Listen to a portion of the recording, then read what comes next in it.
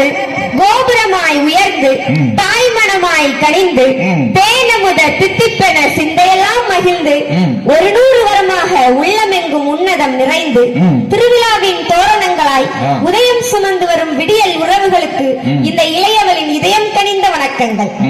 நடரார்களே, ஃபெஸ்டிவலை விடுங்க, அவருக்கு matter first முடிப்போம். முடிச்சிருவோம். அவருக்கு மேட்டர் முடிக்க போறியா? முடிச்சிருவோம். இப்போ கதையே முடிச்சிருவா போல இருக்குமே. இங்க இப்போ பட்டிமன்றம் நடந்தா, ஆடல் பாடல் நிகழ்ச்சி நடந்தா, பட்டிமன்றம் தான் நடக்குது. என்ன ஆட்டம்! அசோக் மாமா ஒரு பிரச்சனை இல்ல, தெரிஞ்சு தெரியாம ஒரு கல்யாணத்தை பண்ணிட்டாரு. இன்னைக்கு சனிக்கிழமை நைட்டு சரி விடுங்க, நாளைக்கு ஞாயிற்றுக்கிழமை லீவு, நாளை கழிச்சு திங்கக்கிழமை காலையில 9 மணிக்கு கோர்ட்டுக்கு வர சொல்லுங்க. என் சொந்த செலவுல நான் டைவர்ஸ் வாங்கி கொடுக்குறேன். அப்புறம் ரோட்டோடிதான் தெரியணும். இப்ப அதான் நடக்கு.